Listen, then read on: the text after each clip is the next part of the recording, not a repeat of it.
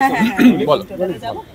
টোটাদা গত বছরের অন্য একটা প্ল্যাটফর্ম থেকে যদিও বা এসেছিল, কিন্তু তখন একটু মন খারাপের ছিল, কারণ একটা অ্যানাউন্সমেন্ট হয়ে গিয়েছিল।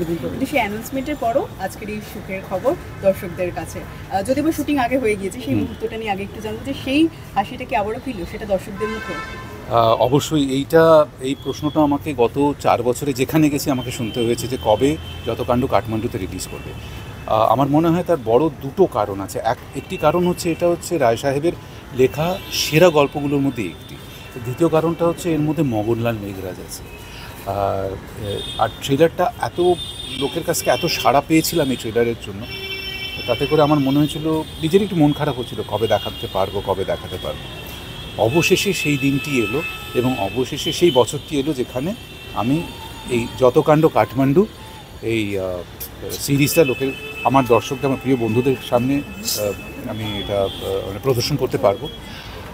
হ্যাঁ, তুমি যেটা প্রশ্ন করলে যে একটু তো মন খারাপ হয়ে গেছিলো গত বছর, কিন্তু কোথাও যেন আবার সেই সময়টা ফিরে এসেছে যেখানে আমরা তিনজনে, সৃজিত থাকবে আমাদের ওভারঅল আমাদের ডিরেক্টর, আমাদের পথপ্রদর্শক হিসেবে, সেই সিরিজটা দেখানো হবে।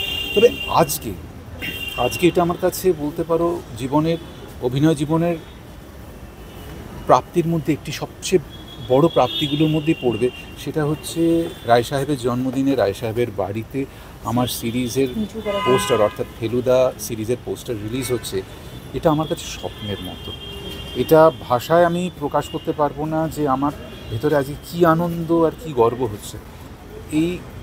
এটা আমার কাছে একটা স্বপ্নের মতো, এবং আমি কৃতজ্ঞতা জানাই বাবুদাকে, বনি বৌদিকে, সৌরদীপকে, তারা এই সুযোগটা আমাদের দিয়েছেন যে আজকে এই পোস্টারটা। এবং বাবুদা ভীষণ ঔদার্য প্রদর্শন করে এবং ভীষণ ভালোবাসা প্রদর্শন করে এই পোস্টারটা উনি আমাদের হয়ে উন্মোচন করেছে।